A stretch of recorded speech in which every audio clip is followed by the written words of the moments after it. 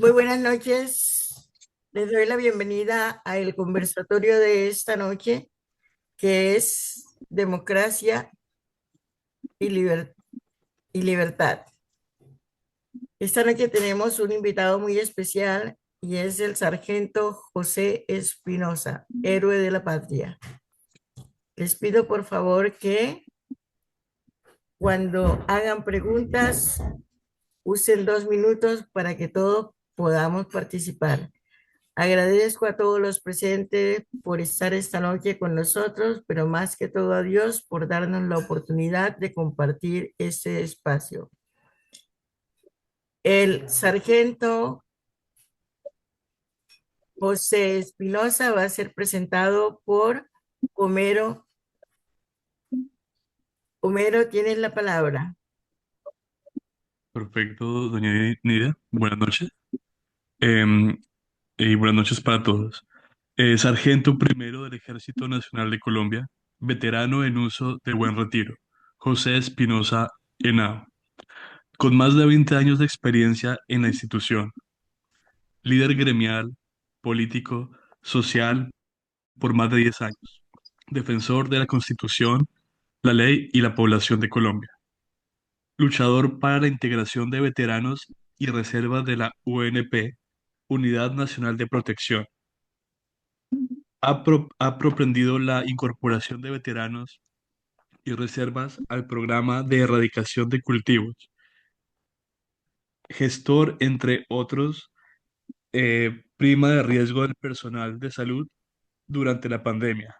Dotación completa al personal de salud durante la pandemia. Proyecto de ley para la profesionalización y estabilización del personal de salud. Referendo pro fortalecimiento de las fuerzas públicas, veteranos, reservas y familia. Referendo y aprobación para la disminución del Estado, Congreso, ministerios y organismos públicos. Derogación del Fondo de Estabilización de Combustibles y creación de la Política Nacional de Hidrocarburos como productos directos. Tengo el gusto de presentar hoy al sargento primero José Espinosa Henao, el foro de... Mi coronel, muchas gracias por esa presentación, gracias a todos los panelistas. Bueno, aquí estamos de nuevo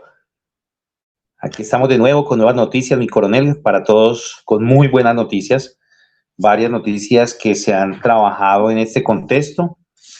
Y bueno, vamos a hablar de lo que es el conversatorio. No sé si antes tengan alguna pregunta introductoria, eh, o quieran saber un tema específico o arrancamos con visión de Colombia, lo que está sucediendo, lo que hemos analizado y demás. Puedes empezar con eso, con la visión de Colombia. Listo, señora Nidia y todos los panelistas. Bueno, nosotros hemos venido haciendo un trabajo y un ejercicio durante este cabildo abierto, durante el proceso de soberanía y mucho antes. En este momento la visión de Colombia, de acuerdo al diagnóstico real, a lo que están arrojando y los datos que está arrojando estadísticamente la Contraloría, la Procuraduría, la Fiscalía, la Defensoría y todas las CIAs en Colombia, es el siguiente. Nosotros tenemos un pico de corrupción ya del 60% en estos momentos en los estamentos del orden legislativo, del orden ejecutivo y del orden judicial, que es un tema bien complicado. Tenemos un aumento de pérdida de la soberanía ya en un 70%, el último reporte estaba del año pasado, ya este año la Defensoría lo redondea al 70%. Tenemos un tope de inseguridad jurídica y de convivencia del 80%. Nunca en la historia de Colombia tenemos un tope de inseguridad en salud, o sea, la pérdida de seguridad en salud del 70%. Ustedes vieron lo que sucedió con este niño por falta de medicamentos. Ya estamos llegando a un nivel extremadamente peligroso. Hoy fue encomendada la dirección del Hospital Militar Central en una persona oficial, me disculpan ahí, de pronto sí dieron susceptibilidades, pero petrista al 100%, con unas condiciones que no son las mejores para estar en la administración de semejante entidad. Tenemos una pérdida de la seguridad física y ciudadana del 50%. Tenemos una pérdida de la seguridad en hábitat, o sea, en vivienda, del 40%. Una pérdida de la seguridad territorial, del dominio territorial por parte de la fuerza pública, de la administración pública y de los legislativos a nivel municipal, departamental y nacional del 70%, una pérdida del bienestar social del 80% y una pérdida en seguridad alimentaria del 50%. A esto le sumamos la pérdida de la seguridad educativa, que ya ronda los 35%. Con base en eso, tendríamos nosotros que retomar y ver los objetivos de la seguridad.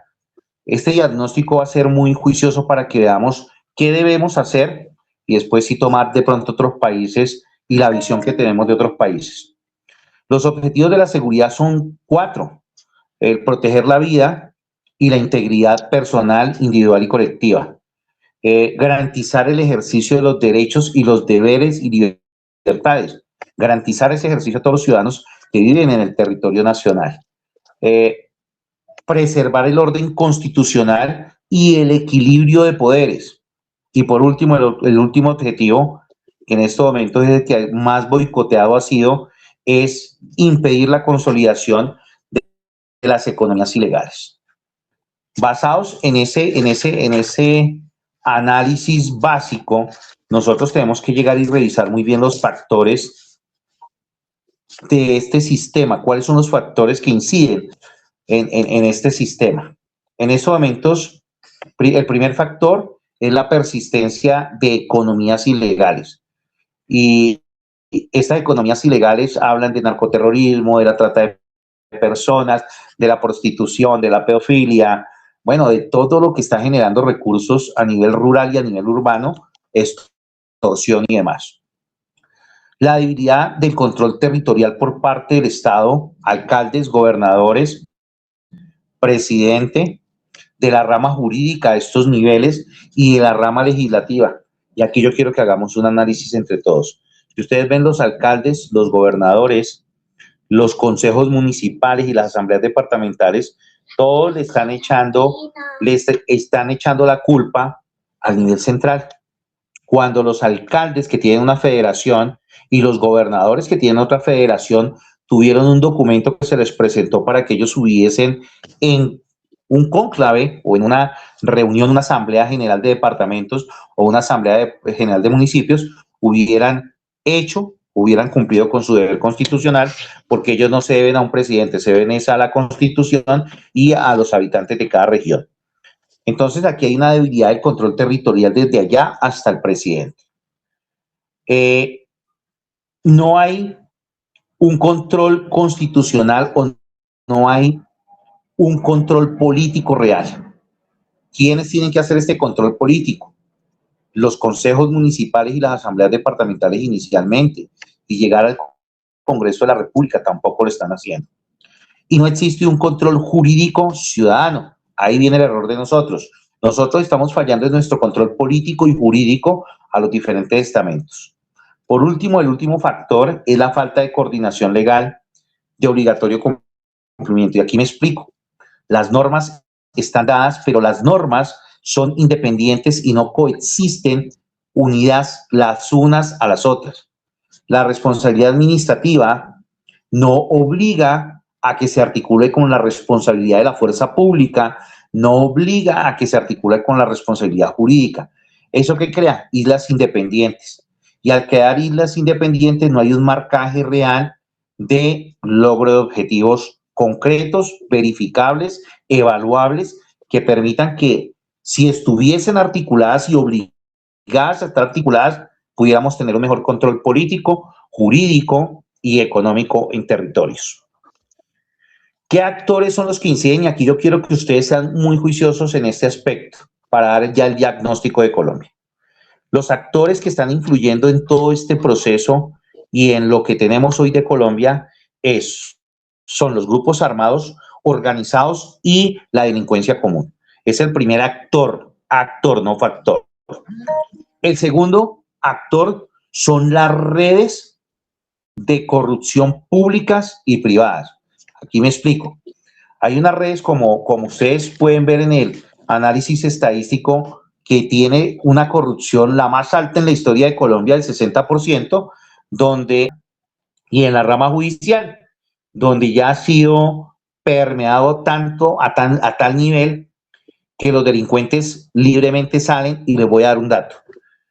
La policía hace capturas en flagrancia de 10.000 delincuentes en todo el país. Llámese de cuello blanco, grupos ilegales, asesinos, violadores, lo que sea.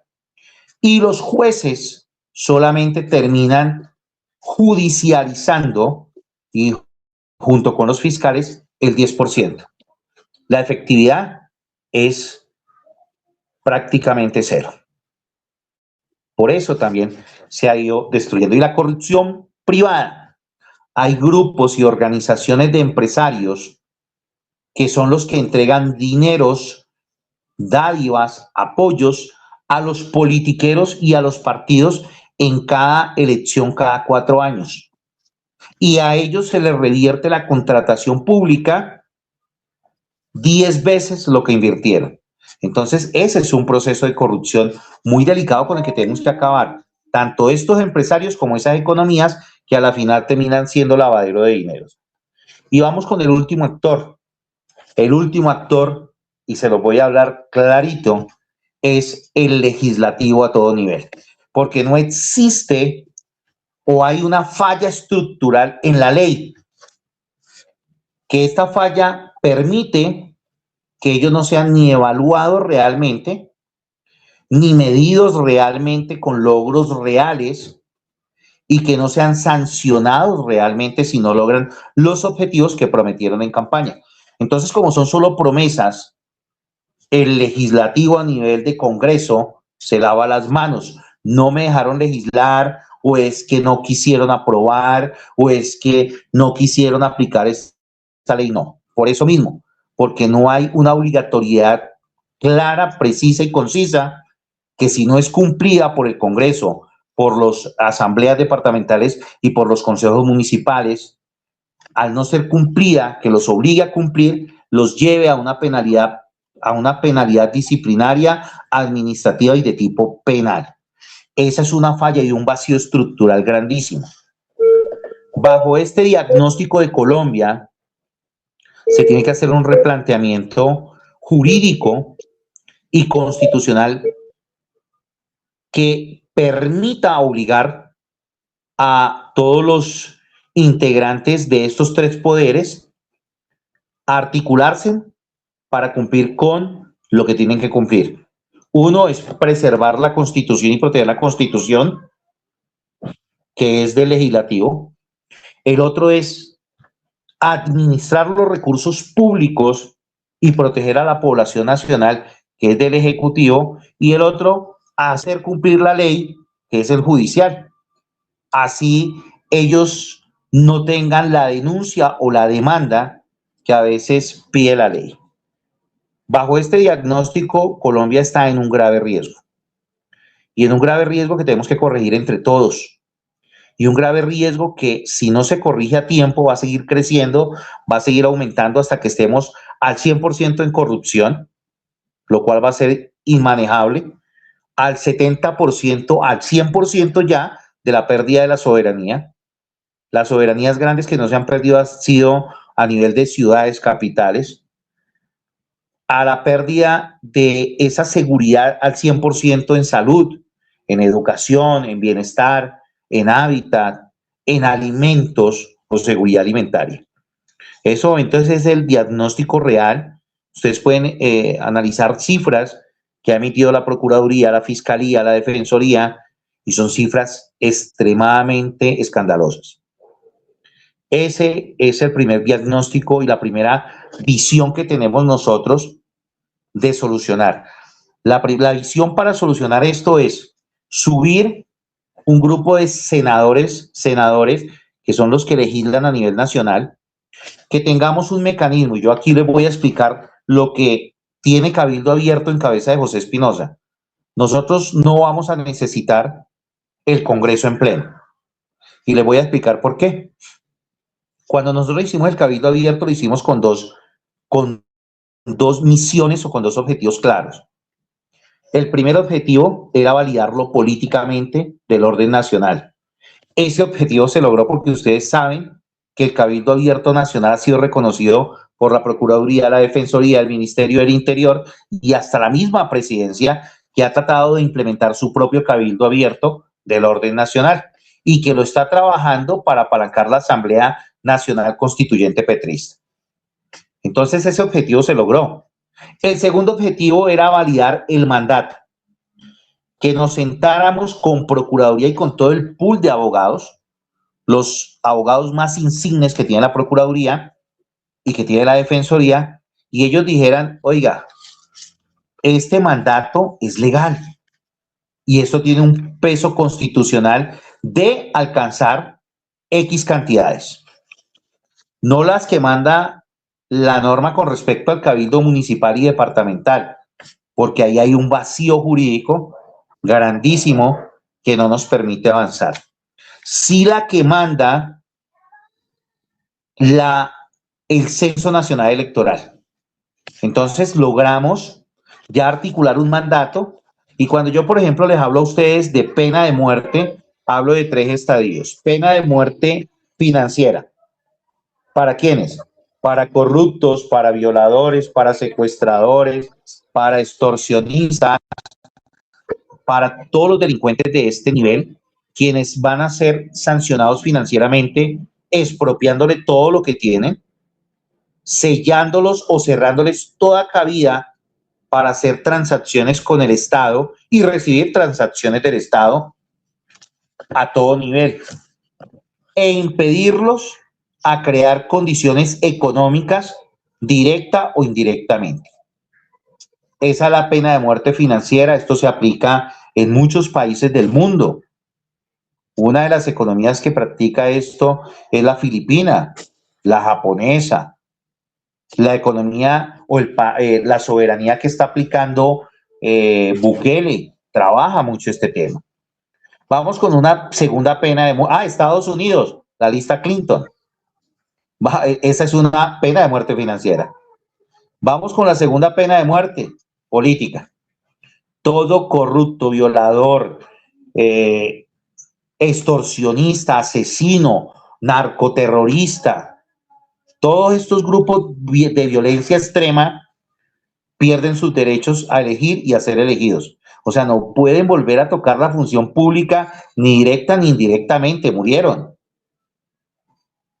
Para llevar por último un proceso que es la pena de muerte física, para lo cual tendríamos y tenemos que hacer un proceso de democracia participativa vinculante directa, o sea, el proceso de soberanía directa como está amparado en el artículo 3º y en la sentencia 180 del 94.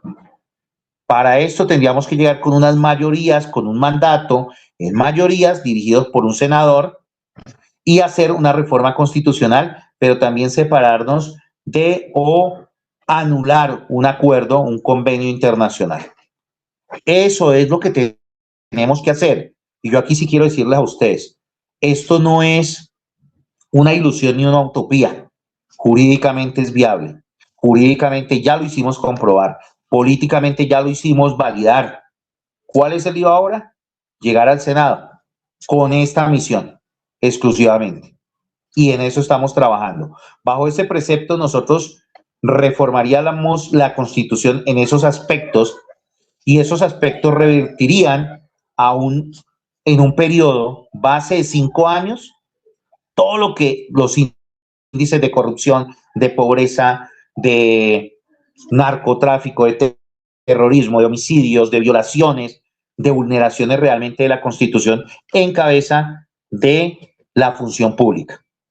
5 años para tener un país muy estable, para tener un país muy viable y para tener una economía que realmente beneficie al pueblo colombiano. Dentro del proceso, les cuento, también estamos o tenemos inmerso quitarle beneficios a los que no trabajan, a los que no producen y a los que no hacen por salir adelante. Y la primera población que vamos a atacar legislativamente por conchudos, por alcahuetas por parte del gobierno, por bandidos, es al CRIC como población indígena delincuencial. Como en algún momento yo lo había dicho, tenemos una denuncia instaurada desde el 2018 que ha ido avanzando contra el CRIC y contra FECODE. Tenemos que quitarnos esta alcahuetería, tenemos que proteger nuestros bienes. Todos los colombianos somos descendientes indígenas. Ya tenemos un proceso listo, ya tenemos un mandato listo. ¿Qué nos falta? Poder llegar al Senado, que yo aspiro y espero llegar al Senado con el apoyo de todos ustedes y empezar a hacer este proceso. Una vez validen de que somos senadores, vamos a lanzar los mandatos. Y aquí yo voy a necesitar del apoyo de todos los colombianos que realmente quieren un cambio, que realmente quieren tener un país viable y que quieren retornar a una Colombia que sea económicamente muy fructífera, social, políticamente muy fructífera y que sea el mejor vividero del mundo. Esa es nuestra visión como equipo de trabajo. Ese es el proceso y el análisis que hemos hecho durante estos años. Lo que hemos organizado jurídica, política, socialmente, para tener listo este punto. Entonces, a eso hemos llegado, en eso estamos, esa es la condición que estamos desarrollando y en la que estamos trabajando. No es un sueño, vuelvo y lo repito, fue validado. En algunos países han trabajado este proceso y la constitución de ellos no es tan fuerte en la participación soberana del pueblo, no es tan sólida. La nuestra sí nos permite con esa solidez poderlo llevar a cabo. La única dificultad o lo único que podría impedir que desarrollemos el ejercicio es no lograr el Senado o lograrlo y que a mí en el camino me maten. De resto, confiando en Dios y en ustedes, vamos a sacarlo adelante. No sé si haya alguna pregunta hasta ahí, señora Nidia, los panelistas y los que están en la caja de comentarios. Preguntas. Si usted gusta, puede continuar. Bueno, si hay una, Eder Mendoza. Siguiente, doctor Espinosa. La pregunta es, ¿qué fue lo que la siguiente? ¿Qué fue lo que tomó la decisión de lanzarse al Senado, ya que se oyó muchas veces, se ha escuchado varias veces de que no había ningún interés y sobre todo, ¿qué lo hizo tomar la decisión con apoyar a Abelardo de las Priellas? ¿Cómo ve este proceso electoral con Salvación Nacional? ¿Cuánto usted cree senadores o representantes pueden sacar? ¿Y qué opina sobre la nueva encuesta que ha salido de cómo estarían conformadas las curules? Bueno, gracias, Eder. Empecemos con la primera y vamos recordando una a una. ¿Por qué si yo había dicho que no tenía interés, decidí lanzarme? Nosotros teníamos, y aquí vamos a hablar claro, un proceso con Miguel Uribe. Miguel Uribe va a hacer un proceso de apalancar esto que estamos hablando, el mandato popular. Matan a Miguel Uribe. A nosotros nos toca tomar una decisión. Y esto no lo tomé yo, porque aquí esto no viene de egos, de interés personal, sino de un interés grupal. Se convoca a varias reuniones a los cabildantes a nivel nacional e internacional. Fueron más o menos 4 reuniones que son asambleas o son cabildos abiertos, ¿sí? Para tomar una decisión. Colocamos los supuestos o los posibles para desarrollar la siguiente fase. Y todos coinciden, o todos no, la gran mayoría, en un 80% y un poco más, coinciden en que se tiene que lanzar definitivamente una persona no a una Cámara de Representantes, sino al Senado, que es del orden nacional. ¿Ya? Para que ustedes entiendan ese proceso. Es muy diferente ser representante de la Cámara por un departamento que tiene unas limitantes a ser un senador de la República por circunscripción nacional.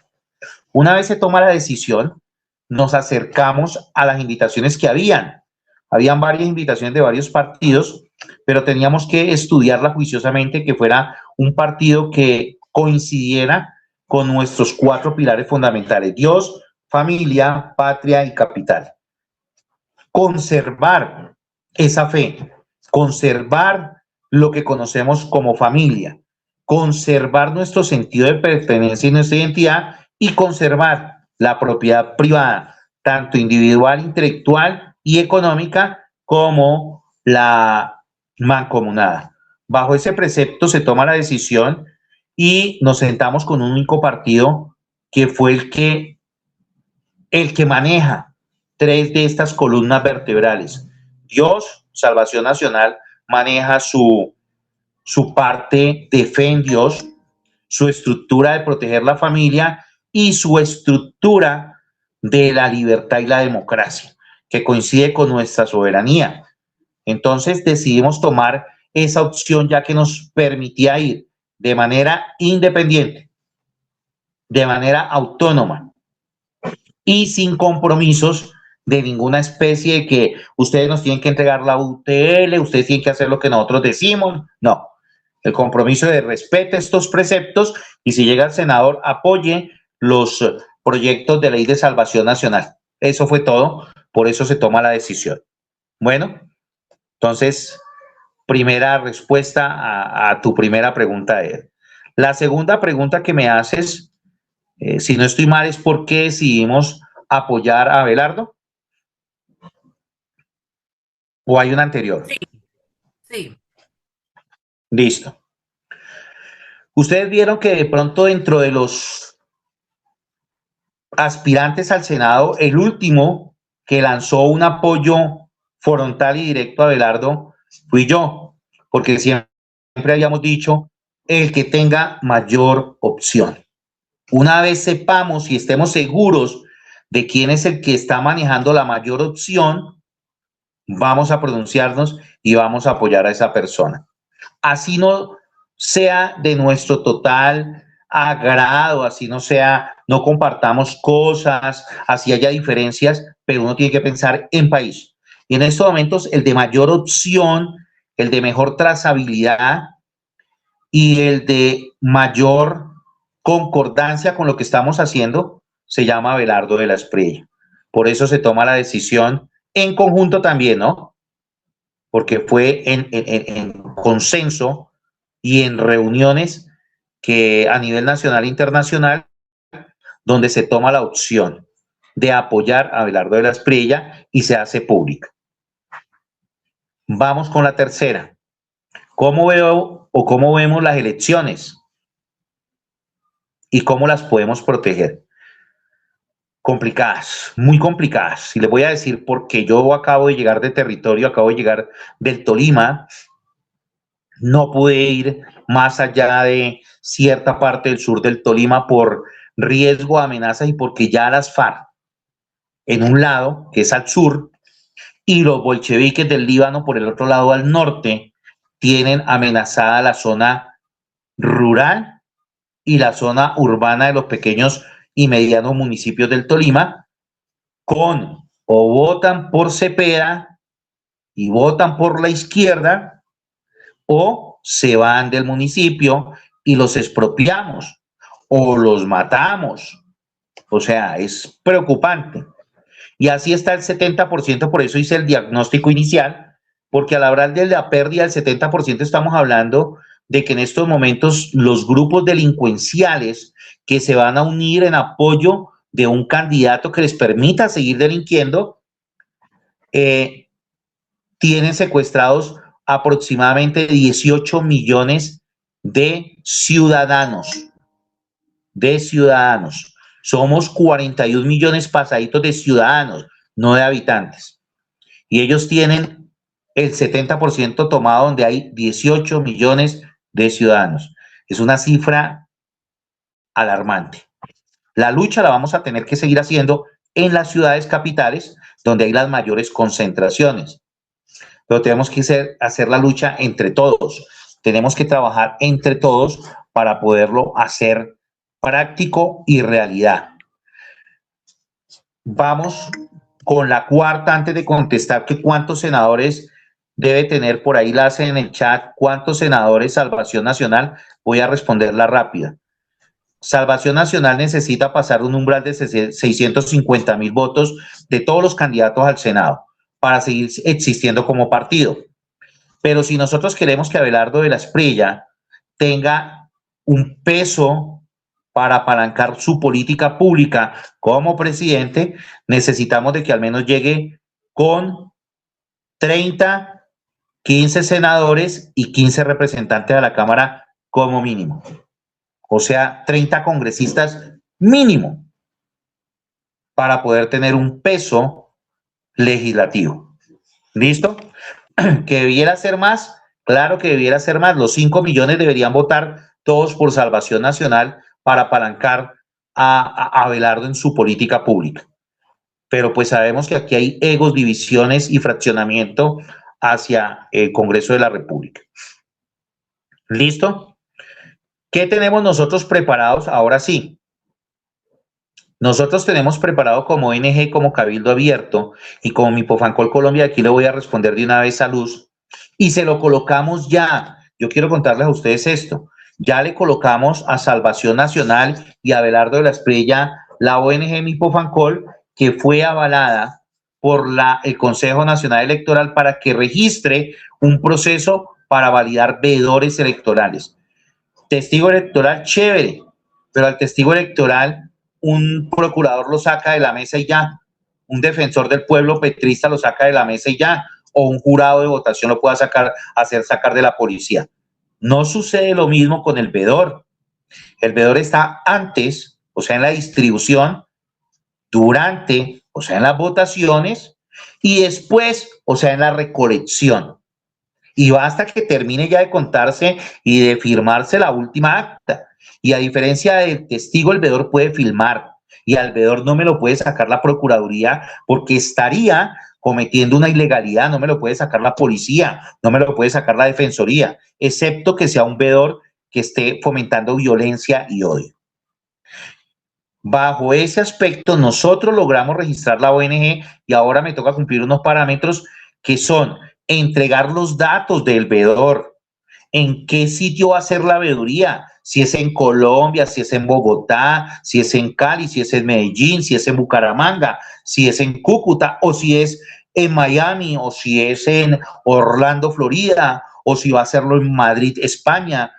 El veedor que se registra en Madrid, España, puede ir a todas las mesas de votación de Madrid.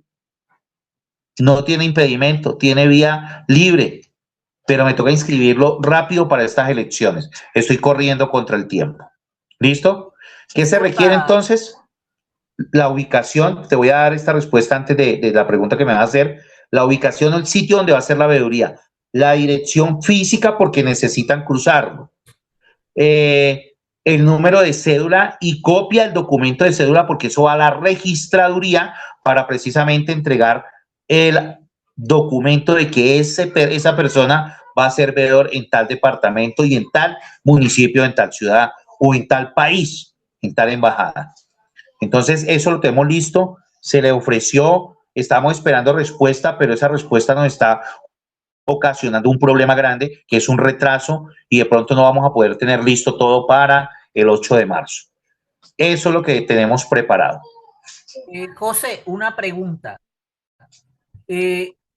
Cabildo Abierto como veeduría, ¿solamente van a cuidar los votos de Salvación Nacional o los demás votos de los partidos de derecha?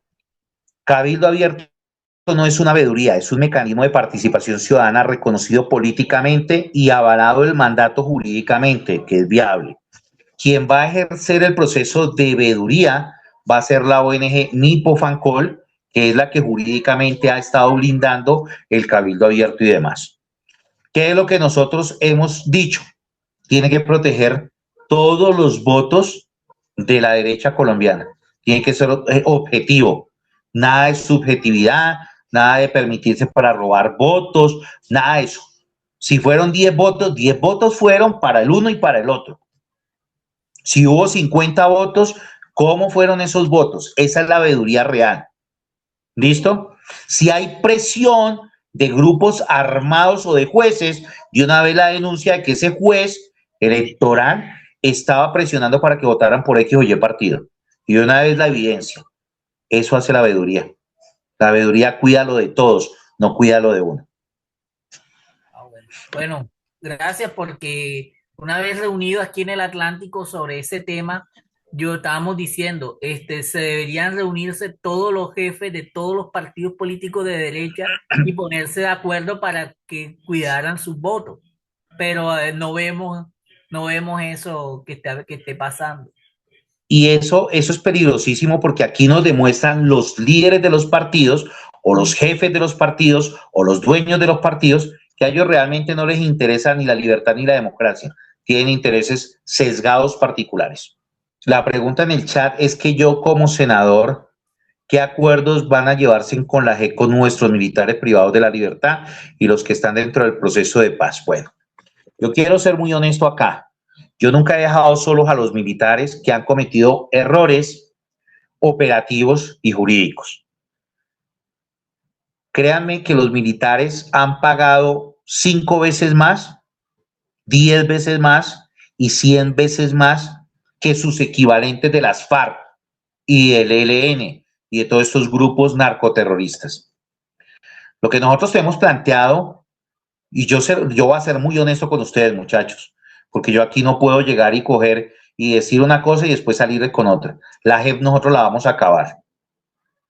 Eso es un nido de ratas. Pero todo lo que ustedes han pagado, ya se tiene que dar como el hecho cumplido, el compromiso que marcó la fuerza pública y el Estado para que nosotros pagáramos todos los daños cometidos a la población civil. Se va a hacer un proceso de reintegración real y un proceso de resarcimiento por parte de todos los que están involucrados en delitos a través de la JEP, pero un proceso real, porque ustedes saben que a nosotros nos marcaron con un rasero muy diferente, mientras que a las FARC les alcahuetearon absolutamente todo, tanto así que estos zampones terminaron pagando financieramente con billetes falsos, con dinero falso, con escobas. Ustedes lo han pagado con sus familias, ustedes lo han pagado con sus familias, ustedes los han pagado con su dinero, ustedes los han pagado con sus pensiones y ustedes lo han pagado con absolutamente todo lo que han tenido. Entonces, aquí ustedes van a tener todo el respaldo y se le va a mostrar a la sociedad colombiana que ustedes realmente tuvieron la voluntad de reivindicarse por los actos ilegales que cometieron. Ese va a ser un apoyo, es un respaldo, es un trabajo que ya venimos organizando y hay unas penas desmedidas. Créanme que hay unas penas desmedidas. Y es ahora o nunca. ¿Listo? La sociedad colombiana sabe y nosotros tenemos el documento donde la misma JEP y la misma justicia, la rama judicial nos dice que efectivamente solamente hay comprobados 1.470. Pero también les voy a decir algo. Mi líder Ortiz, ahí vamos a estudiar para que ustedes sepan procesos de presión, Javier, procesos de presión, donde los han obligado a ustedes a firmar confesiones falsas por un error operativo y un error documental. Porque una cosa es que uno cometa un error documental y otra cosa es un falso positivo. Y ese error documental a muchos se los han capitalizado como falso positivo. Y eso lo vamos a revertir. Así como varios casos donde efectivamente el delincuente fue dado de baja, pero lo llegaron y lo limpiaron y todos allá se confabularon, o sea, un concierto para delinquir, para obligar a gente a que declarara en contra. Esos casos los vamos a revivir, los vamos a limpiar y vamos a demostrar de que hubo una bandola de delincuentes en cabeza de Cepeda, del Grupo Alvear y de otra serie de ONGs que se prestaron para eso. Eso también lo vamos a trabajar. La visión de nosotros con respecto a Colombia es esa y cómo revertir todo eso. Para que ustedes sepan, hay una forma, una única forma. Cada 4 años se lanzan 50 senadores, 100 senadores, 20 representantes a la Cámara y todos dicen vamos a reducir el Congreso y vamos a reducir el Estado. Y siempre nos salen con la misma perla. No nos dejaron porque es que están allá en contra de nosotros. Ustedes todo eso lo han escuchado. Yo también lo he escuchado. Yo llevo 10 años ejerciendo mi derecho civil apenas, después de una vida de entregarle a la patria. Y en esos 10 años he escuchado eso y siempre salen con el mismo cuento. ¿Por qué nosotros como Cabildo Abierto hicimos el mandato? E hicimos que lo validaran y que dieran un visto bueno jurídico desde la Procuraduría. Porque la única forma de reducir el Congreso es a través de un senador, uno solo. No necesitamos 100. No necesitamos los 297 congresistas, un solo senador que dirija un proyecto de ley apalancado por un mandato popular. Nunca se ha hecho en Colombia, pero jurídicamente está establecido que es así. Yo ahorita no tuve la oportunidad de que se validara el mandato de Cabildo a otro nivel, primero porque no cumplía ese censo electoral del 50+1 y segundo porque yo no tenía un poder legislativo, sino que tenía un poder privado. Es diferente el poder público a un poder privado. Ahorita como senador voy a tener el poder privado que me va a dar un mandato de elección y soberanía de representación. Y con eso voy a lanzar desde el Senado de la República el mandato para reducir el Congreso. Y sé que ustedes me van a ayudar a recoger los mandatos y los vamos a recoger. Y simple y llanamente vamos a pasarlos a la Corte Constitucional para que sean validados como mandato dentro de un proyecto de ley que va a cumplir todas las prerrogativas que estaba buscando el Cabildo Abierto. Por eso les decía yo que sí funcionó y funcionó muy bien. Y alguien me decía de la izquierda, me decía la procuradora, la ex procuradora me decía, si ustedes entregan el proceso a la izquierda, ustedes están entregando la destrucción de Colombia. Porque ustedes en estos momentos, sargento, tienen algo que se llama la llave de Pandora. Ustedes verán si abren el baúl con esa llave de Pandora, la caja de Pandora, y eso nos lo dijo en 2024. Nosotros hemos sido tan respetuosos de la libertad y la democracia que vean, hasta ahorita estoy anunciando cómo va a ser el proceso, pero no he hablado ni de las cantidades, ni de la forma del mandato, ni de cómo hacerlo. Simplemente las 3 herramientas que se necesitan. Y aquí depende de ustedes si subimos al Senado o nos quedamos por fuera y seguimos viendo este antro de corrupción y seguimos perdiendo a Colombia paulatinamente. Eso con respecto al Congreso. Quedarían 92 congresistas. Nos ahorramos 32 billones anuales. Y de esa misma forma vamos a reducir a 10 ministerios, ahorrando 31 billones. Quitamos 9 ministerios de fondo y de forma. Y lo bueno de esto es que ningún presidente ni ningún congresista puede variar estos 2 artículos. La única forma de variarlos es convocando el mandato popular que tiene que superar los 21 millones de mandatos. Imposible, no lo van a hacer porque nosotros no vamos a volver a ser tan idiotas de caer en la trampa. ¿Listo? Ahí también, con ese mandato vamos a trabajar el proceso con respecto a los indígenas. Se acaban las prerrogativas para los indígenas, o trabajan la tierra, que tienen el 30% y no con coca, o se mueren de hambre. Que nosotros no tenemos deuda histórica con ningún indígena. Yo soy indígena y yo he dado la vida por esta patria. Mi papá fue indígena y duró 28 años en la institución. Lo que son estos jampones es un poco de corruptos y de bandidos. Y vamos a acabar con esa alcahuetería. Y aquí hay una forma de validación para que no nos salga la ONU y nos diga, no, es que ellos son ancestrales. Ya tenemos cómo demostrar de que todos somos ancestrales, todos. Y ahí vamos a necesitar el apoyo de ustedes. Y el que cultive coca para llegar y traficar, o el que extorsione, el que invada, se les expropia. Siendo ya todos reconocidos en Colombia, perdieron el año con nosotros.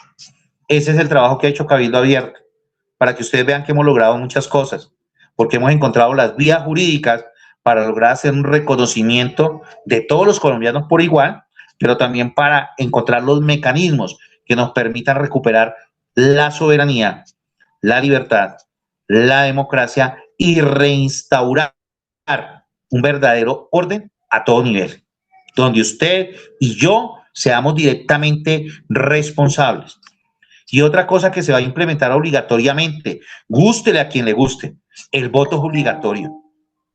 Aquí ya tenemos que quitarnos esa bobada de que, ay, es que a mí me da pereza partir. No, señor, el voto es obligatorio. Debe ser. Y los 42 millones de ciudadanos votan o votan, así voten en blanco, como en Chile. Y aquí empezamos a crearles cultura. La mayor batalla cultural, y me disculpan los que manejan redes, no es a través de las redes, es con un senador que le enseñe al grupo de electores lo que es legislar. Porque si ustedes aprenden qué es legislar, cómo se legisla y cómo ustedes son involucrados en el proceso legislativo, ustedes después no se van a dejar meter los dedos a la boca y van a defender a la familia, van a defender la fe, van a defender la soberanía, van a defender la propiedad privada. No vamos a seguir diciendo, es que eso no se puede cambiar, es que siempre ha sido así. No, ese es la mayor batalla cultural que vamos a hacer, y la vamos a hacer desde el Congreso, con la ayuda de todos ustedes, porque ahí sí vamos a necesitar todos los expertos en redes, señora Nidia, todos los que son youtubers, tiktokers, y los vamos a integrar en un grupo soberanista de transformación cultural, basados en la Constitución, que la gente entienda que política es aplicar, hacer que se aplique, hacer respetar la Constitución política de los colombianos. Ese es proceso también que tenemos ahí muy juiciosamente. Con respecto a la visión de Estados Unidos, que tenemos con respecto a Estados Unidos, hay un tema complicado. Yo he estado articulado y hablando con muchos colombianos y con venezolanos y con puertorriqueños y con salvadoreños y con gente de diferentes partes del mundo que está en Estados Unidos. Trump está haciendo un trabajo soberanista, recuperar Estados Unidos para los estadounidenses, recuperar su economía, recuperar su milicia, recuperar su hegemonía territorial y hemisférica, recuperar su sitio dentro de la geopolítica mundial. Pero esto también ha llevado a que mucho latino nacionalizado y no nacionalizado o en proceso de nacionalización esté en estos momentos inconforme con Trump. Voy a hablar primero de lo que está sucediendo internamente y yo sé que muchos de aquí no me dejan mentir. Y eso los está llevando a que se inclinen a favor de los demócratas y a que piensen en unas próximas elecciones apoyar demócratas. Eso es peligroso, peligroso para el continente. Esperemos que Trump pueda hacer un proceso geopolítico dentro de todos los estados que baje ese sentir y que revierta esa situación que se ha ido generalizando. Ahora, con respecto a su política internacional, vean, yo les digo una cosa y se los dije a los venezolanos hace 5 años. Les dije, a Estados Unidos no le interesa su país y no le interesan los derechos humanos de su país. Él toma los derechos humanos y toma lo que sucede en su país como una estrategia política internacional. ¿Por qué intervino Estados Unidos ahora? No intervino el gobierno, intervino una persona del gobierno, porque estaba causando un daño a la economía americana. Y si ustedes vieron, con esa intervención, Estados Unidos recupera un sitio estratégico dentro de la economía de los hidrocarburos con Venezuela, que lo tuvo antes de que llegara Chávez al poder y ahora lo volvió a recuperar. Fue lo mismo que cuando intervino Panamá para que liberara de Colombia. Lo intervino por el interés económico del Canal de Panamá y por estar ahí pendiente y percibiendo o administrando o coadministrando la riqueza que produjo el canal. Pero de resto, ese es el interés. Y es lo que Trump está haciendo como buen empresario. Él está ubicando estratégicamente los intereses económicos, políticos y comerciales de Estados Unidos que le permitan avanzar y recuperar su economía, pero también recuperar un posicionamiento sobre elementos que son fundamentales en lo tecnológico y en el sostenimiento industrial de la economía americana. Eso con respecto a Estados Unidos. Lo que hizo Petro en Estados Unidos, vaya uno a saber. Hay muchas hipótesis, hay muchas conjeturas, pero realmente no sabemos qué pasó allá. Estados Unidos se va a hacer el fuerte, claro, porque geoestratégica y geopolíticamente le sirve decir, vine y senté a Petro acá y lo tengo ya alineado. Eso crea una sensación de tranquilidad en Colombia. Pero realmente los que estamos viviendo en Colombia y que estamos yendo a territorio, sabemos que lo que está sucediendo con respecto a estas próximas elecciones es muy peligroso, muy peligroso. La estrategia de la supuesta división entre Cepeda y Roy Barrera es una estrategia. Vaya uno a saber cuál va a ser la condición o la situación en la que va a desencadenar. Acuérdense en que Cepeda está con un pie en el cementerio y la partida de función vencida. Necesitaban uno poderoso y uno fuerte para recuperar y que tenga algo que es muy peligroso. Roy Barrera tiene el rabo de todos en ese 80% de corruptos del país, porque él tiene grabaciones de todos los congresistas, de los directores de partidos en orgías, recibiendo plata, tiene los contratos amañados. O sea, Cepeda es un estratega y maneja una de las maquinarias más podridas de Colombia en la parte política. ¿Listo? Saltemos a Venezuela. Me he sentado en estos días con varios amigos venezolanos. El cambio o la transición. Delcy Rodríguez ya está acomodada junto con su hermano. Ya ellos se reacomodaron. Ya ellos volvieron a asumir el poder, que le dieron coadministración a Estados Unidos sobre riquezas, ojo, sobre riquezas.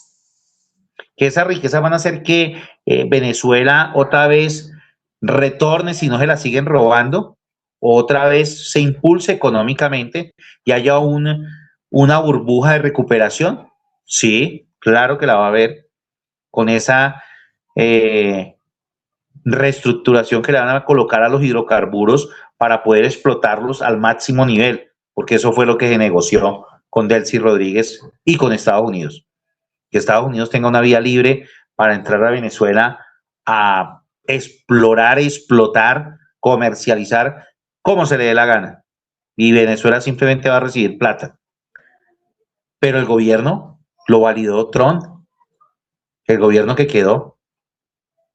¿Ustedes creen que Venezuela va a tener libertad? ¿Que va a haber una transición? Ya debía haber ocurrido la transición. Pero como María Corina y de un grupo de libertadores son de la mentalidad de la soberanía del pueblo, de la riqueza para todos y de recuperar su país, ¿será que eso le conviene a un monstruo y a las empresas exploradoras y explotadoras de hidrocarburos y de minerales raros? ¿Ese gobierno le convendría? Yo no creo. Ellos necesitan recuperar toda la plata que perdieron y necesitan recuperar y reabastecerse con toda la plata que puedan sacar. Para eso necesitan un gobierno en caos y un gobierno corrupto. Es lo único que les permite explorar, explotar, masificar y sacar todo lo que más puedan. Una transición en Venezuela por ahí unos 5 años, si no es más, para que haya un gobierno medio democrático, como lo conocemos nosotros. Eso es nuestra visión con respecto a la información que recibimos directamente tanto de Venezuela, directamente de gente que está en Estados Unidos y directamente de otras personas que son asesores y han sido analistas. Lucy, nosotros creemos que no va a pasar nada. Se liberaron unos presos, pero en Venezuela sigue existiendo represión. Hace 3 días llegó un señor que estaba en uno de los canales más prestigiosos de Venezuela, Jesús, no me acuerdo el nombre, yo estuve reunido con él, y nos contaba la maquinaria tan enorme que se está moviendo en los medios de comunicación para reprimir la verdad pública de cómo se están reorganizando las empresas americanas en Venezuela para iniciar los procesos de explotación y de exploración, pero también cómo se estaba reorganizando el gobierno con sus grupos narcocriminales y sus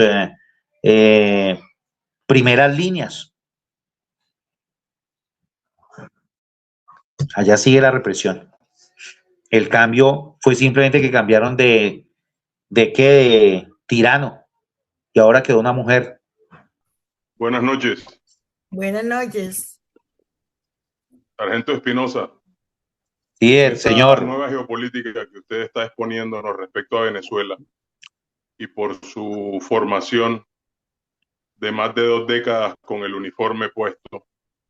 Usted sabe que Venezuela siempre ha sido nuestra principal hipótesis de conflicto y por esa razón siempre tuvieron el dinero y acceso a mejor armamento que el que nosotros pudimos tener. Sí. Si los que conocemos un poquito de la historia e incluso que vivimos en Venezuela, sabemos que Venezuela sigue siendo nuestra principal hipótesis de conflicto y que ahora van a volver a tener acceso a mejor armamento que nosotros. ¿Cuál es su opinión al respecto y cómo cree que debemos nosotros enfocarnos para no volver a estar en condición de inferioridad militar y de equipos frente a Venezuela? Muchas gracias. Bueno, muchas gracias por la pregunta, Censo. Aquí yo quiero ser muy juicioso y es muy interesante. Les voy a contar una historia. En 2024, exactamente, entre abril y mayo, nosotros enviamos un documento a Estados Unidos donde le mostramos a Estados Unidos las ubicaciones exactas de las escuelas de las FARC y del ELN en territorio venezolano, donde estaban no solamente entrenando colombianos, nuevos combatientes, sino que estaban entrenando venezolanos. Bajo ese aspecto, ustedes han visto que geoestratégicamente los grupos en Colombia están mejor entrenados en estos momentos, están mejor dotados y mejor armados. Todo proviene de allá y hay un libre paso y un libre tránsito de Venezuela a Colombia de estos delincuentes por las diferentes fronteras. Es lo primero que quiero que tengamos en cuenta, que allá en Venezuela hay escuelas de formación y dentro de esas escuelas de formación hay instructores árabes o de Medio Oriente, de Hezbollah, de Hamas, como los hay ya aquí en Colombia, pero también hay instructores rusos y cubanos. Venezuela está fortalecida en guerra de guerrillas, con lo que Censo está diciendo, una vez inicie esa entrega de dineros, Venezuela y sus dirigentes se van a fortalecer mucho más en la dotación de estructuras, de procesos y de bienes de defensa nacional y defensa internacional. Ahí me explico. Ellos van a adquirir armas y van a entrenar gente bajo otra perspectiva. Colombia siempre ha sido un sitio o un país muy apetecido por su geoposición. Acuérdense que Colombia tiene un punto en la estratosfera que le permite monitorear todo el mundo sin repetidores. Pero también tiene puntos donde encuentran ciertos minerales raros que no existen en ningún otro lado o que existen aquí en muy alta cantidad. Basados en eso, es un riesgo enorme ese fortalecimiento de Venezuela en lo económico, pero con una dictadura, porque es que nosotros seguimos teniendo dictadura en Venezuela.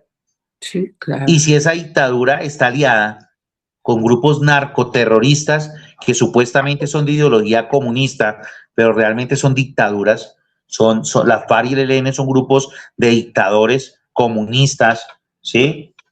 Que se lucran del narcotráfico y de la pedofilia y de la trata de personas, es un riesgo político, militar, económico, social y geoestratégico.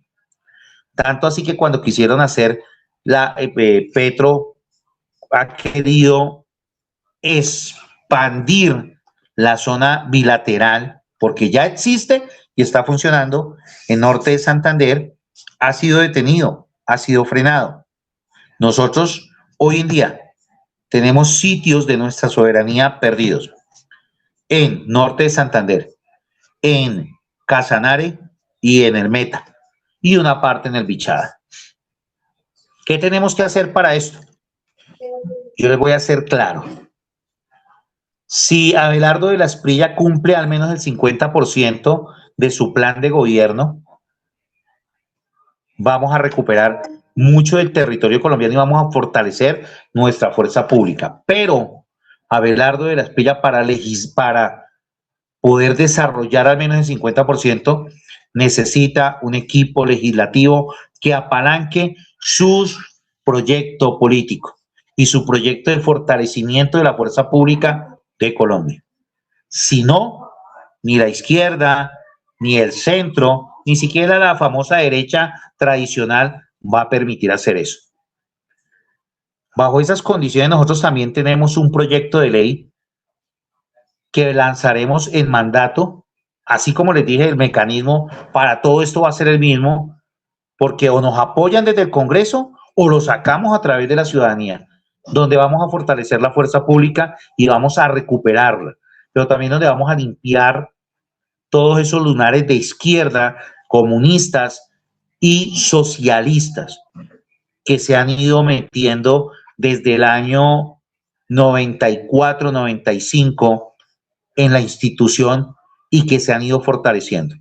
Eso es lo que tenemos preparado. Nosotros como Senado, yo como senador. Y si logramos tener esa mayoría y logramos llegar y logramos tener el apalancamiento de el presidente Abelardo de la Espriella, créame que va a ser mucho más rápido porque también tenemos un proyecto presidencial para presentárselo con respecto a la recuperación de la seguridad, articulando la fuerza pública activa, los veteranos y los grupos de seguridad privada o la seguridad privada del país. Bajo ese contexto podemos recuperar la fuerza pública en 2 años y tenerla a otro nivel y prepararla para esos riesgos inminentes o probables de los vecinos en cabeza de los narcoterroristas y en cabeza de los emperadorcitos que se han ido creando allá. Muchas gracias, Sargento Espinosa. Señor Sargento don José Espinosa,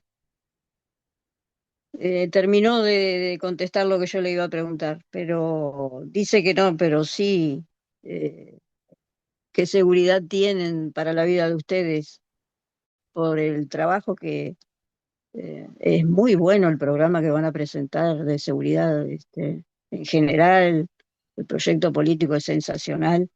Lo quiero felicitar por eso. Ojalá se cumpla. Yo soy víctima de los comunistas.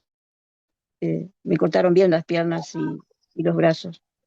Y lamento todas las pérdidas que han tenido de seres queridos, pero quisiera saber realmente que tienen que cuidarse. ¿Cómo lo van a hacer? Pues Muchas doctora gracias. Ethel, muchas gracias a usted y créame que valoramos ese sacrificio que usted hizo en defensa de la democracia y enfrentándose a grupos de este estilo, narcoterroristas y comunistas. Nosotros hemos ido creando una red propia, nuestra. A mí me llegan alertas y yo trato de hacerle mucho caso a esas alertas tempranas. Tratamos de cambiar los sitios cuando estemos en el Congreso de la República con los procesos que ya llevamos. Yo voy a exigir que todo el grupo, el componente mío de seguridad, sea exclusivamente de mi entera confianza. Pero fuera de eso también estamos organizando una red nacional de seguridad, donde vamos a integrar a la gente de bien del país, a los comerciantes, a los ganaderos, a los transportadores, en una sola red integrada, que vamos a articular con la fuerza pública en un momento determinado. Eso es lo que tenemos previsto.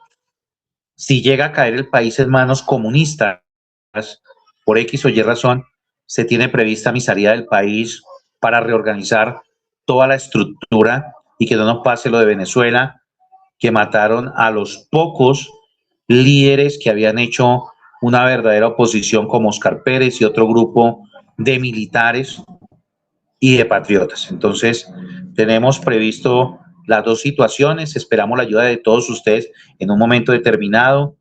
Necesitamos que nos ayuden a ser visibles y les voy a contar un suceso de esta mañana. Esta mañana yo llegué y salí del apartamento y ya sobre la calle recibo una agresión y esa agresión me genera ciertas lesiones. Pero entonces esa es la situación, ya somos reconocidos, ya saben que tenemos un camino y cada vez la situación de riesgo va a ser mayor. Yo simplemente espero que tengamos todo el apoyo de todos ustedes, que visibilicen lo que está sucediendo aquí en Colombia, porque ya la Fiscalía imputó cargos a Ricardo Roa Barragán y ese es producto de Cabildo Abierto en cabeza mía. La denuncia que termina en 000323 es nuestra y están tratando de esconderla, pero también están tratando de acallarnos. Hay mucho riesgo, sí, por eso les pedimos a ustedes que nos hagan lo más visibles posible, porque entre más visibles seamos, más difícil va a ser que nos logren acallar, que nos logren amedrentar o que nos logren desaparecer.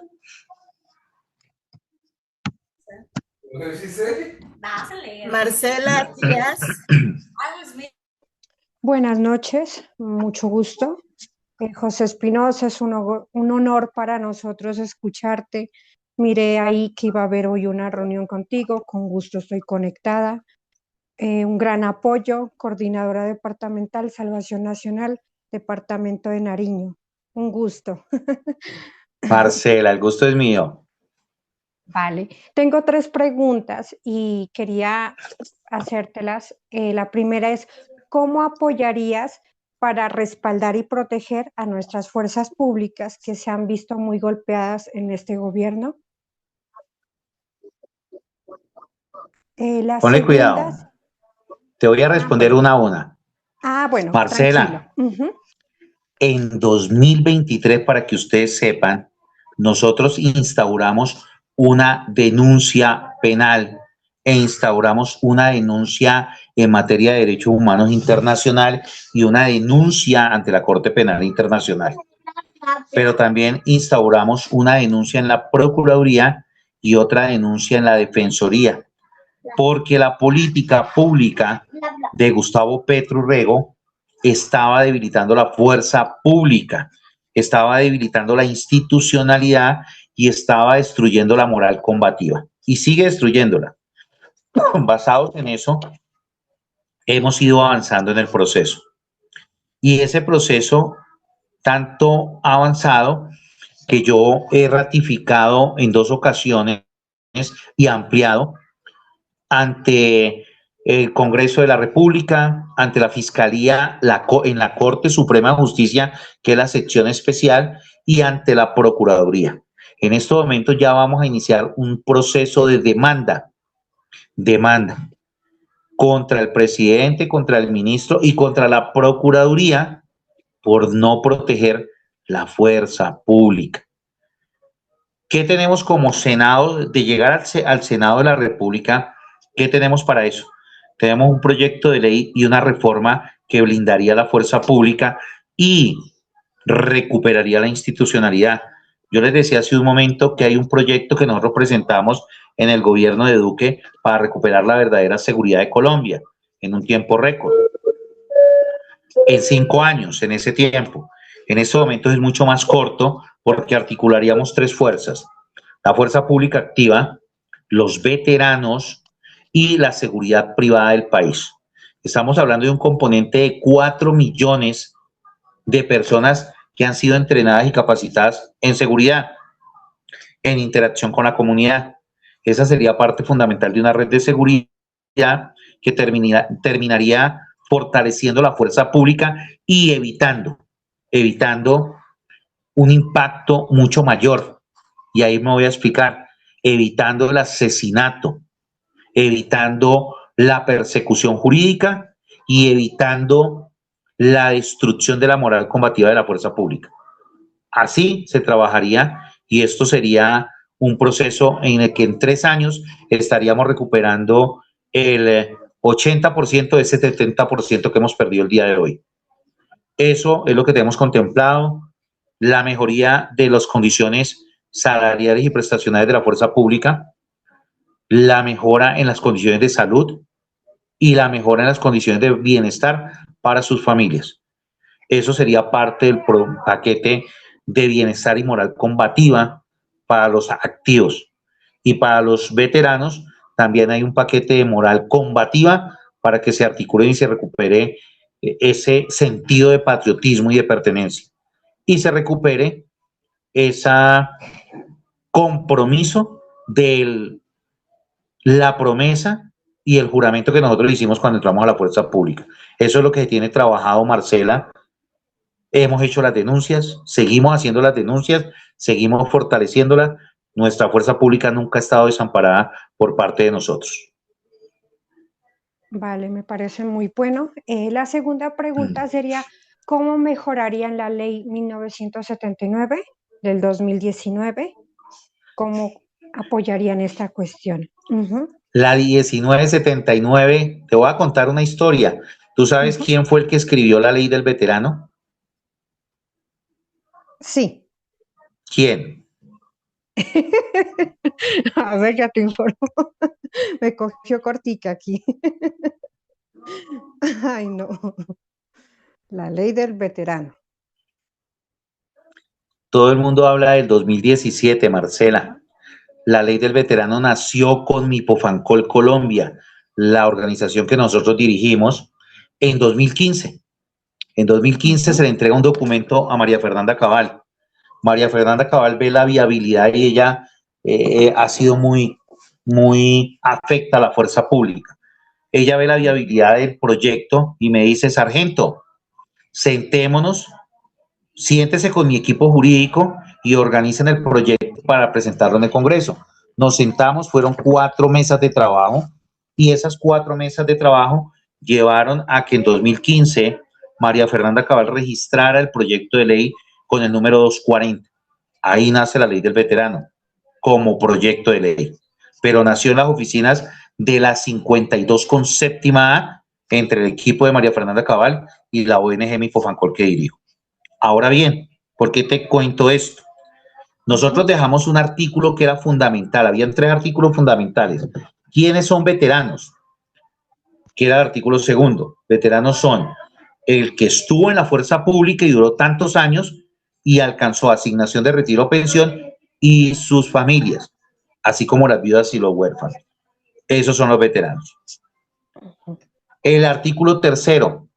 Los veteranos son una población vulnerable y especial por la carga laboral, por la carga social, por la carga política, por absolutamente todo.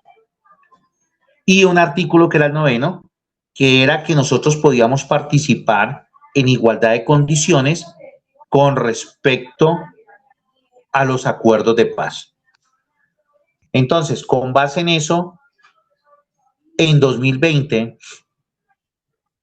debido a que se pusieron a hablar mucho los que no sabían y no conocían los alcances y no sabían que en ley se tenía que dejar quietica la ley del veterano un año para que quedaran en firme los artículos, se pusieron a hablar mucho de lo que íbamos a alcanzar a través del artículo segundo, tercero y noveno. Y a raíz de eso, el grupo Alvear con otro grupo de abogados demanda la constitucionalidad de la ley. Y perdimos el artículo tercero y perdimos el artículo noveno. Con base en lo que te estoy diciendo, nosotros durante todo este tiempo, después de defender la ley del veterano, hemos ido otra vez recopilando conceptos, estadísticas,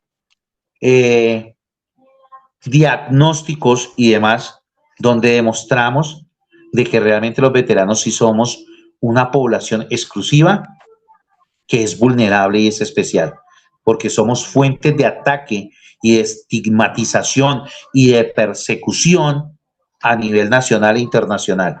Y eso está demostrado con los ataques que nos ha hecho el mismo Gustavo Petro, donde dice que nosotros somos asesinos y mercenarios, donde la izquierda comunista lo ha hecho, donde grupos de centro lo han hecho y donde diferentes actores a nivel nacional lo han hecho, haciendo que el veterano sienta pena, sienta vergüenza de llegar y decir abiertamente que es veterano, pero donde también siente temor de decir que es veterano, porque hay ciertos sitios del país donde tú dices que eres veterana o veterano o familiar de veterano y una de las FARC ya te coloca una cruz y te saca del pueblo, te saca del municipio y te expropia. Somos población vulnerable y especial. Eso ya está contemplado con unos folios. Llevamos más de 1.700 folios registrados y organizados para la reforma a la ley del veterano, que con eso se gana todo.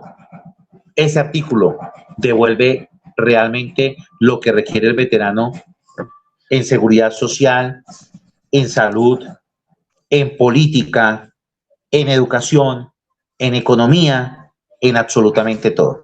Y nos permite la participación directa en el Ministerio del Interior, en el Ministerio de Hacienda, en el Ministerio de Trabajo y en todos los ministerios, con mesa exclusiva para nosotros. Eso es lo que tiene pensado. Crear otra cosa, sabiendo que tenemos esa herramienta tan excelente, tan excelsa, tan propositiva, es perder tiempo.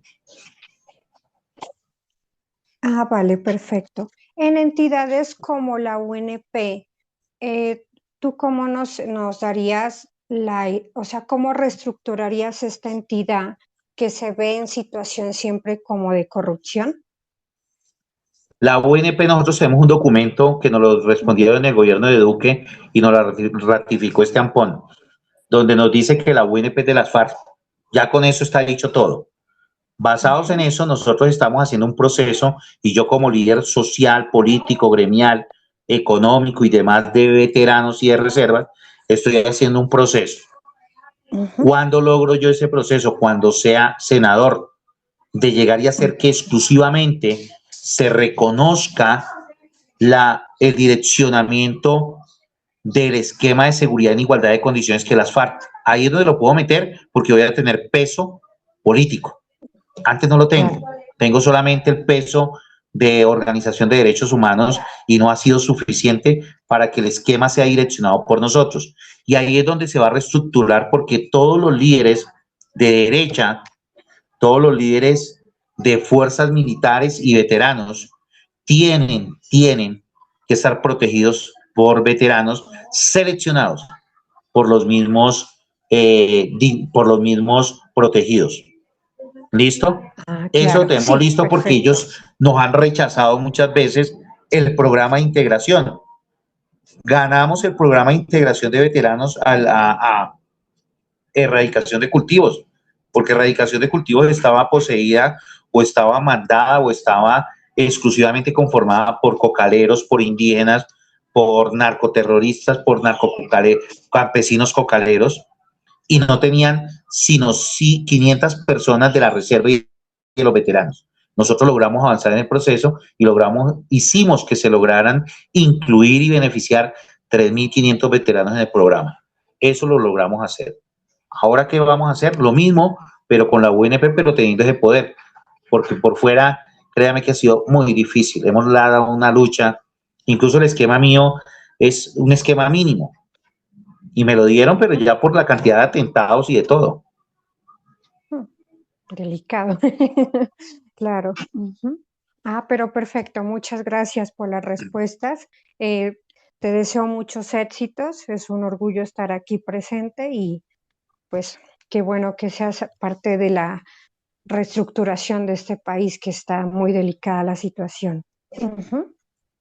Marcela, muchas gracias a ti y yo quiero darles un mensaje a todos. Vean, inviertan el voto en José Espinosa, en el número 18, por Salvación Nacional. Inviertan el voto en todo el país. Ayúdenme a lograr ese objetivo, no como persona, sino como proceso, porque este ha sido un proceso de años. No hemos descansado, hemos sido constantes. Y una vez se llegue y se confirme que fuimos electos como senadores, al día siguiente ustedes van a ver cómo se empieza a desatar un segundo proceso. Y ahí ustedes van a sentir que su voto tuvo una inversión enorme y que ustedes van a ser parte de un proceso de transformación real de país, de recuperación y de mejoramiento como todos queremos ver a Colombia. Omaira Cifuentes. Muchas gracias, Nidia. Buenas noches para todos. José, luchador, excelente. Me alegra que la vehemencia, la lucha, la dinámica te haya finalmente apuntalado a un propósito donde aspiramos tengas éxito en calidad de senador de esta maravillosa República de Colombia.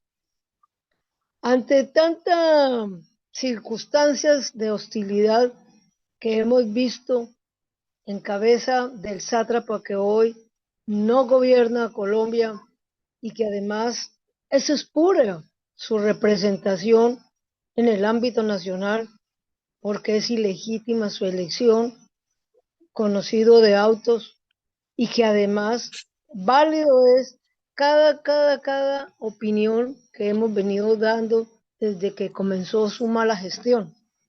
Porque desde que comenzó su gestión descubrimos los que tenemos algo de frente, algo de conciencia, nos dimos por enterados de que no estábamos frente a un sujeto que tuviera visión de organizar o hacer por Colombia, sino que venía desaforadamente bajo un parámetro de un discurso populista que solamente venía encaminado a atrapar a ingenuos que como indignos esperan limosnas, mientras que el populista se disfraza de tal cuando es amigo del fascismo, del comunismo, del socialismo, por ende de la destrucción de lo que representa gestión y desarrollo de la sociedad en todas sus representaciones desde el punto de vista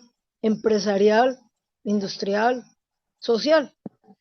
Tenemos unas luchas muy importantes que dar, mi querido José, y es, primero, ¿cómo vamos a rescatar a Colombia de el magisterio que está en manos de unos sujetos que están incrustados como alacranes, como víboras, como todas las especies venenosas que puedan haber en el mundo y en el universo, porque esos son un foco terriblemente perverso y maligno para nuestra sociedad. Sabemos de sobra que en cualquiera de las esferas de la sociedad existe gente buena y existe gente mala. El debate es importante, pero para yo debatir no tengo que matar. Para yo debatir no tengo que destruir. Para yo protestar no tengo que acabar con el que está produciendo en una empresa, en un almacén, que es lo que maravillosamente nos caracterizó en cada una de las marchas que hicimos en toda Colombia y en donde felizmente compuse mi canción Marchemos Unidos y démonos las manos, hermanos colombianos, por la libertad, la democracia y el desarrollo social en defensa de la familia y de todo lo que demanda un país digno que merece una suerte mejor. Y entre esa suerte mejor está la posibilidad de que tú accedas al Congreso. Y dentro de esa suerte mejor es que llegue el candidato a la presidencia que dignamente sea el que la gente como nosotros finalmente elijamos como candidato único. Hay unas circunstancias que desafortunadamente irrumpen o interrumpen la unidad de la aspiración que debería ser un solo candidato ya para Colombia, pero nos tocó confrontarnos con dos candidatos o tres. De hecho, también tenemos que vencer la mentira que representan los sujetos de la iniquidad. Sabemos que es necesario denunciar que el sátrapa que hoy reclama billones para supuestamente sacar adelante las dificultades que hoy afronta Colombia, él se las robó y las tiene incrustadas con testaferros en distintas partes del mundo, descubiertas por Rubio, descubiertas en Miami, descubiertas a nombre de otros, incluida la hermana del propio sujeto Petro, Gustavo. Tienen adicionalmente todas las máculas de ser un sujeto que está totalmente comprometido con el narcotráfico. Así él quiera presentarse como un sujeto que haya logrado tener un diálogo con Trump, porque la geopolítica, mi querido José, es muy importante.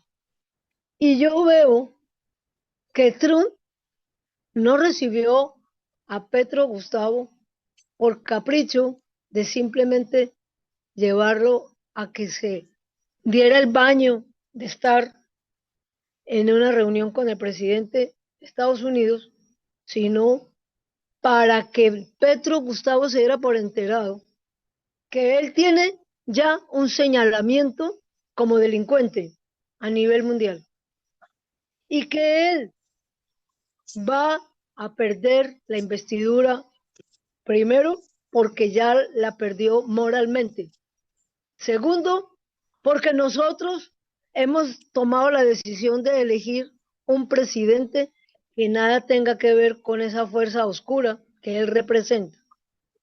Y tercero, porque así quizá se vea con cierta dificultad, con alguna observación de que Estados Unidos está tratando de sacar adelante a Venezuela con intereses económicos propios, es plausible esa decisión que Trump ha tomado, sobre todo porque Maduro y sus secuaces no se podrán librar del señalamiento de narcotraficantes. Ya el pollo les hizo soberana denuncia, ya están exactamente en el punto donde difícilmente pueden liberarse de la condición de narcotraficantes para Estados Unidos. Y Colombia, que está también calificada como uno de los países o como el país mayor productor de la base, donde tenemos unos campesinos timoratos, asediados y seguramente algunos totalmente llevados por la fuerza a que produzcan lo que no quieren producir, y otros que por la necesidad venden el alma al diablo, y otros porque por conciencia, de mala conciencia, son negociantes naturales de la maldad. Pero nosotros, que estamos en esta frontera, en este lado, tenemos que mirar varios enfoques, y tú vas a estar en unos puntos donde la toma de decisiones para bien de Colombia son álgidos. Uno, estás hablando de la dinámica para sacar adelante a la fuerza pública, darle el estatus que merece con distintos puntos específicos. Pero igualmente también, mi querido José, hay que velar porque ese estatus no sea corrompido, porque también van a entrar sujetos a los cuales habrá que vigilar, porque allí también tenemos gente que se va a disfrazar de una cosa, pero son otra. Va a haber gente, y eso es importante, y lo digo porque existen organizaciones como son las oficinas de seguridad privada, donde son muchos de los que son del ejército ya retirados o de la policía ya retirados, y sin embargo sus actividades a veces se ven por encima de una manera, pero por detrás son de otra. Adicionalmente, pienso que sin querer, miren, hace mucho tiempo cuando yo fui congresista, tuve la oportunidad de decirle al general que sin querer queriendo estaban formando también parte de la estructura militar de la guerrilla. Porque, ¿por qué razón tan fácilmente la guerrilla sabía más o menos por dónde iba a ir el ejército para hacer azonadas, y el ejército no sabía dónde está la guerrilla? Esa es una de las condiciones sobre las cuales vale la pena mirar cómo vigilar a los que ingresan, a los que respaldan, a los que van a llevar para poder resolver la inseguridad de nuestra Colombia, porque vamos a tener al frente personas en las que vamos a querer creer, pero que quizá nos puedan defraudar. Tenemos la necesidad urgente de elegir gente buena, pero también sabemos que nos han defraudado los que en el pasado fueron nuestros voceros. Sabemos que hubo corrupción y sabemos que esa fatiga de la corrupción es la que finalmente motivó y alentó a que estas ratas que tenemos como gobernantes estén en el gobierno. Por eso, válido es que tengamos conciencia y que no sometamos al gobernante de turno a que tenga que pagarle a un senador o a un representante para que vote una norma. Para eso van a tener un sueldo, para eso... Por eso yo les decía a ustedes que nosotros vamos a hacer unos cambios donde vamos a impulsarlos a través de ustedes con un senador. Un solo senador, no necesitamos más. Y ese fue el trabajo que hizo Cabildo Abierto. Toda esa validación jurídica y política que ha sido desgastante, no ha sido fácil. Es lo primero que yo quiero que ustedes entiendan. Alguien hace un tiempo me preguntaba, sargento, ¿en qué quedó el 109? El 109, véanlo, está aquí vigente. Este es el número. Está vigente, vivito.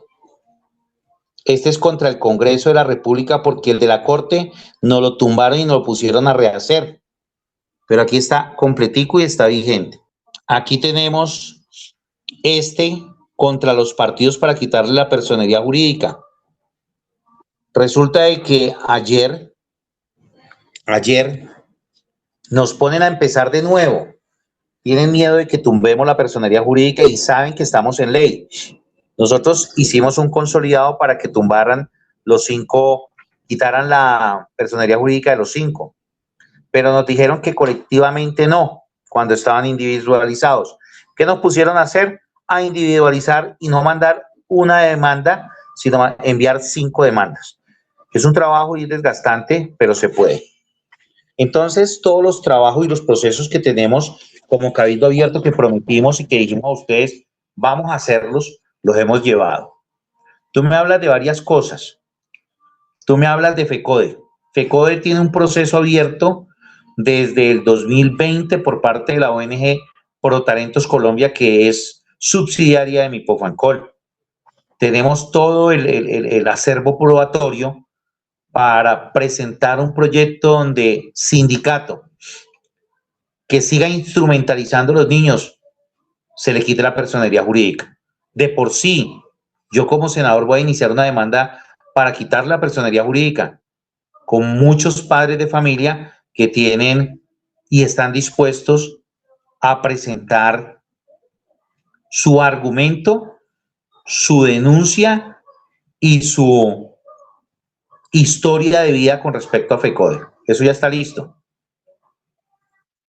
Hay otra cosa que tú hablabas. La fuerza pública y que está permeada. Yo les voy a contar una cosa. Yo les he contado a ustedes en los conversatorios. Yo fui parte del CREI. El CREI era el Comité de Renovación Estratégica e Interagencial. Conocemos de fondo y de forma cómo a través de ciertas doctrinas han ido permeando. Pero el CREI 1 era precisamente para recuperarla. El proyecto nunca se quiso aplicar, porque lo que aplicaron fue un proyecto totalmente antagonista, que fue el CREI 2.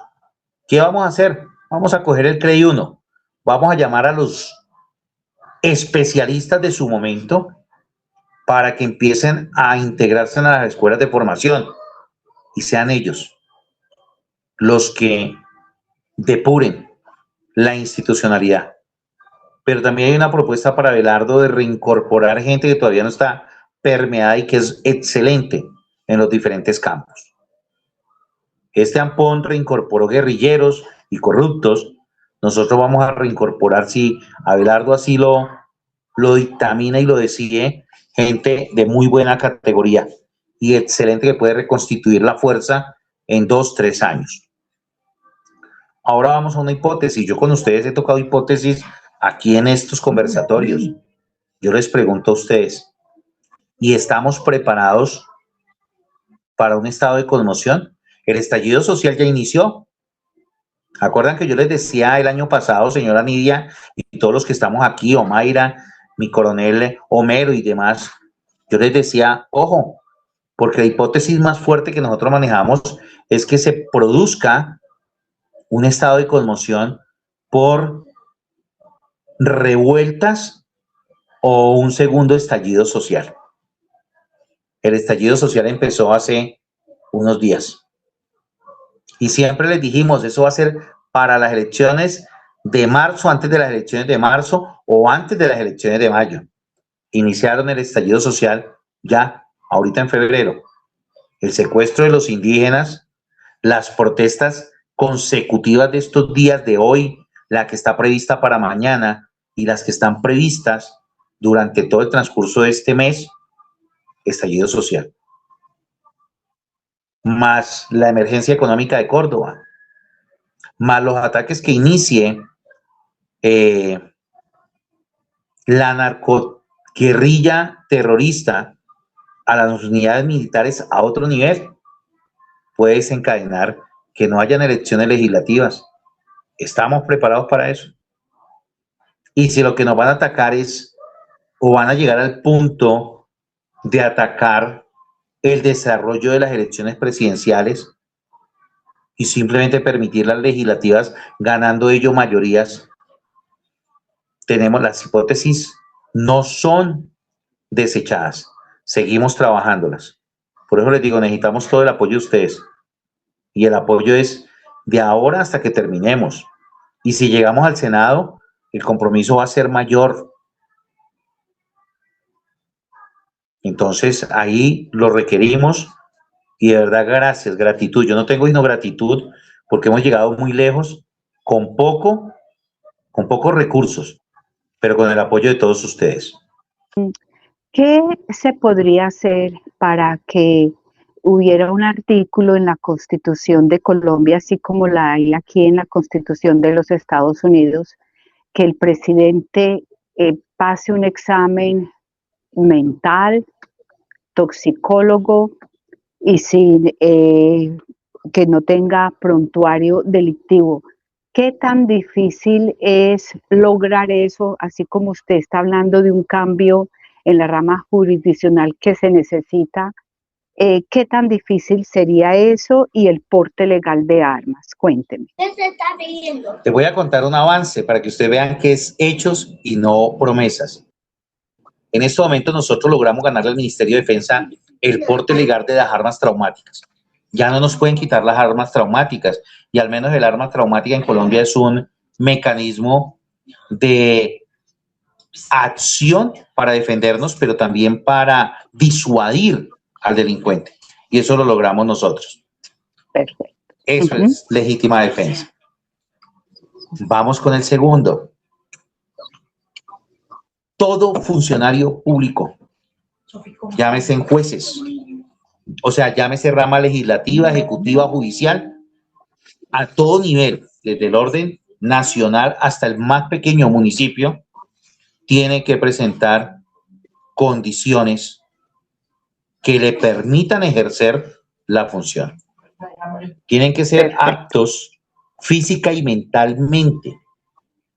Cuando digo físicamente, una persona minusválida puede ejercer el cargo, ¿sí? Pero si mentalmente está afectada, esa persona no lo puede ejercer. O si por su condición física esa persona mantiene dopada, no lo puede ejercer. No lo puede ejercer. Perfecto. Si una persona, cuando hablamos de muerte política, hablamos de que una persona que tiene ya una sanción en la función pública, esa persona no puede volver a oler la función pública. Llámese a funcionario o servidor. Muerte política. Y ya mire a ver si va para otro país, a robar en otro país o qué va a hacer. Entonces eso lo vamos a implementar de esa manera. Como yo, José Espinosa, ha hecho el ejercicio que ustedes me delegaron a hacer con el Cabildo Abierto, sé que el Congreso no va a votar en su mayoría favorablemente a esos cambios, porque es que el Congreso está lleno de ratas. Por eso diseñamos el otro mecanismo, por eso trabajamos el Cabildo Abierto con un mandato popular y por eso sabemos que con un legislador... Bueno, yo tengo algo que decirle. Yo espero que este nuevo gobierno que tenemos y que nosotros queremos apoyar 100%, haga algo muy especial. Colombia está todo hecho un desastre y estoy segura que vamos a salir del desastre porque Japón era más chiquito, tenía menos y salió en lo que se dijo ya. Colombia tiene todas las riquezas del mundo en una sola pieza, Colombia. País más bello y más lindo del mundo, el número 3, Colombia. Desafortunadamente tenemos demasiados ladrones. Por eso el dinero de Colombia se va de esa forma. Es una pena. Pero yo sí me encantaría ver que una de las cosas que hicieran, que no es pequeña, es grande, y es que volvieran a poner a los soldados y a la policía en ley marcial, no más leyes ordinarias para ellos. Eso sería para mí algo de las primeras cosas que debían hacer para devolverle a la policía y a los soldados otra vez su entereza y ganas de trabajar por un país que lo merece todo, pero que los ha tratado muy mal. O necesitamos pagar el internet de la sede, o estamos atrasaditos en esto hace un mes, porque no nos atrasamos más, las cuentas están al día. Entonces, les quería comentar eso porque esto que ustedes han escuchado hoy se ha hecho con las uñas, pero con mucha inteligencia y pulso. Esa es mi participación. Le mandamos un abrazo, los suyos, sargento. Que Dios los siga protegiendo porque los requiere y Él lo sabe y que lo lleve adelante en todo esto que se tiene proyectado. Y muchas gracias. Eh, No podemos cerrar sin escuchar al coronel Homero. Y el coronel Homero está aquí, por favor. Buenas noches para todos. El Señor de los Ejércitos los bendiga. Un abrazo especial allá para Milanza Espinosa. Felicitaciones por esa gran labor que hicieron ustedes en la 100 con séptima, allá en cerca de nuestro Cantón Norte, para despertar a Colombia. Son cosas que realmente valen la pena luchando por la democracia y por el país que queremos. Eh, el trabajo que Lanza Espinosa hizo allá con toda la gente que colaboró es realmente impresionante, pero demostró que cuando hay voluntad sí se puede. En este momento tiene una aspiración al Senado, muy segura, mucha población colombiana de bien lo va a apoyar y él también cuenta con el apoyo de Fuerza Púrpura y de Confecore. Nuestro lema es veterano, vota veterano y el Lanza Espinosa es uno de nosotros. Felicitaciones, siga adelante, nuestros mejores deseos y Espinosa, Lanza, paso asegurado, paso dado. Cuidado porque recuerde que en cualquier mata salta la liebre. Bendiciones. Bueno, sargento José Espinosa Henao, para nosotros ha sido un honor tenerlo esta noche y rogamos a Dios por usted que siempre esté bien. La verdad es que usted ha comprobado que usted es realmente un héroe de la patria, porque estar en las noches frías de Bogotá debajo de una carpa, en vez de estar en una camita rica con una almohada preciosa, eh, no es fácil. Y usted se lo ha hecho por un largo tiempo. Merece mis respetos y mi admiración. Muchas gracias. Dios lo bendiga y ama usted a este país como tanto lo amo yo. Gracias. Gracias a todos por decir presente esta noche. Gracias a usted, señora Nidia, porque patriotas como usted, como todos los que están aquí presentes, ya a veces consiguió no pocos. Y de verdad que esa dedicación, ese esfuerzo es para valorar y por eso les digo, una vez lleguemos, Dios mediante y la Virgen, con la ayuda de Dios y con la ayuda de ustedes, vamos a integrarlos en un proceso y en un proceso grandísimo porque tenemos que impulsarlos, tenemos que ayudarlos porque ustedes van a ser la punta de lanza de un proceso inmensamente grande, cultural y político, al que tenemos que llegar. Tenemos que llegar. Muchas gracias, señora Nidia. Muchas Y gracias a todos. a todos y que Dios me los bendiga y sigan amando a Colombia porque se lo merece.